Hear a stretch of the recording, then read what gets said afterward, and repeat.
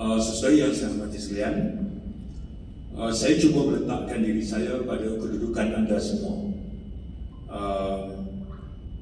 Anda berada dalam sebuah parti yang baru saja masuk dalam raya negeri dan kita kalah. Memimpin parti ketika kalah ini bukan satu tugas yang mudah. Tapi anda pilih untuk terus bertahan sampai saat ini. Dan ini merupakan satu komitmen yang luar biasa. Saya kena rakamkan penghargaan terima kasih kepada anda semua. Saya serius anda semua kerana terus bersama dengan Parti Keadilan. Ini saya harus sadarkan secara yang terus terang. 23 tahun dulu, waktu Datuk Suwana dalam penjara, Datuk Wan Azizah dan rakan-rakan nak tubuhkan parti.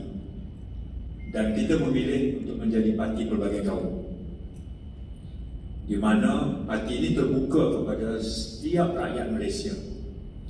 Dan kita menggariskan prinsip dan dasar yang jelas, iaitu keadilan untuk semua, berteraskan kepada agenda reformasi. Semua rakyat Malaysia ada tempat dalam parti ini.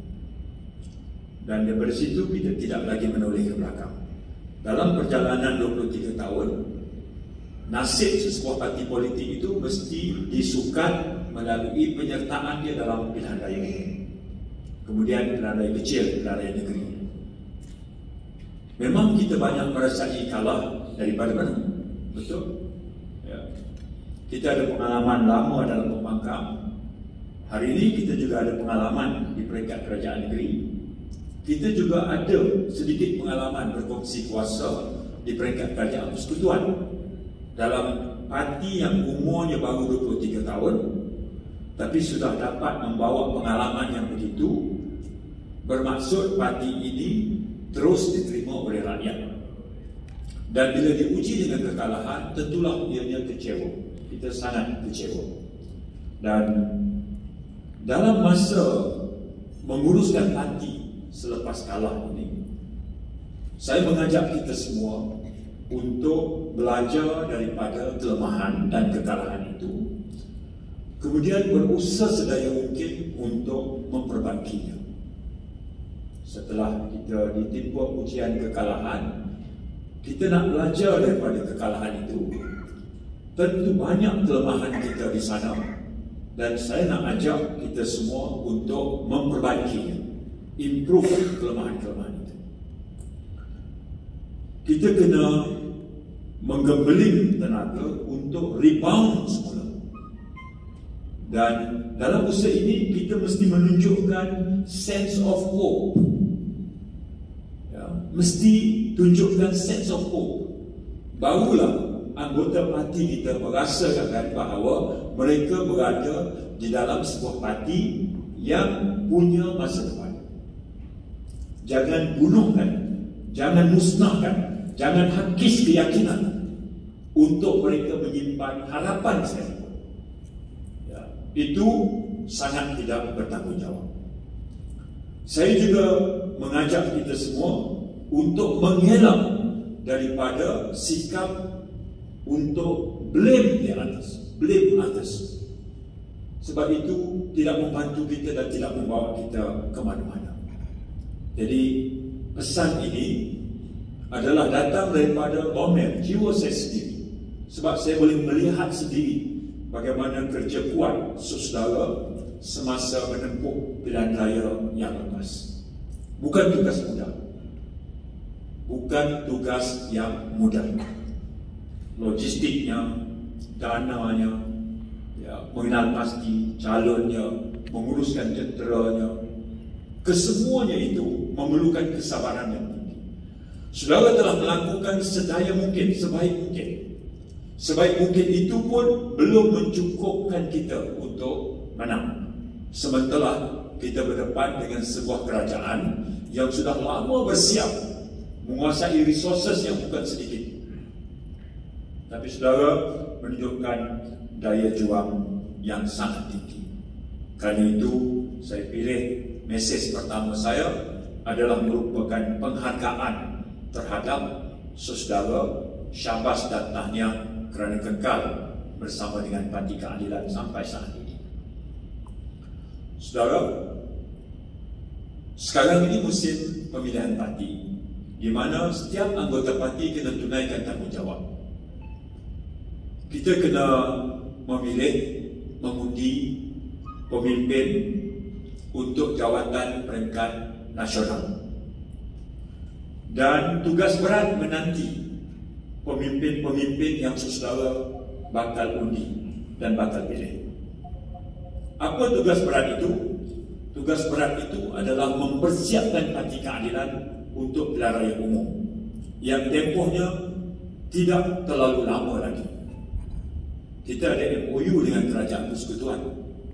Perdana Menteri tak boleh membubarkan parlimen sebelum bulan 7. Mulai bulan 7 ke atas, dia baru boleh mula memikirkan dia nak ubah ataupun tidak. Sebelum bulan 7 tak boleh. Itu adalah perjanjian antara kita dengan Perdana Menteri.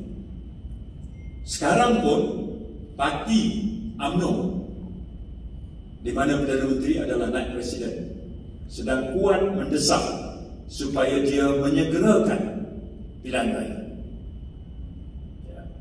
Jadi isyarat kepada kita adalah pilihan raya umum tidak akan terlalu lama. Boleh jadi 3 bulan, boleh jadi 4 bulan, boleh jadi 5 bulan. Itu bermaksud ketika saudara-saudari nanti mengundi, letaklah barisan pemimpin yang betul-betul boleh membantu presiden parti dalam semua perkara.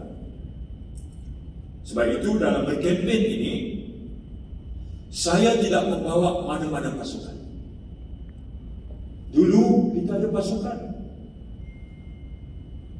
Pasukan itu menang. Apabila ketua dia memilih untuk keluar, habis ikut keluar. Dan itu memberikan kesan buruk kepada parti.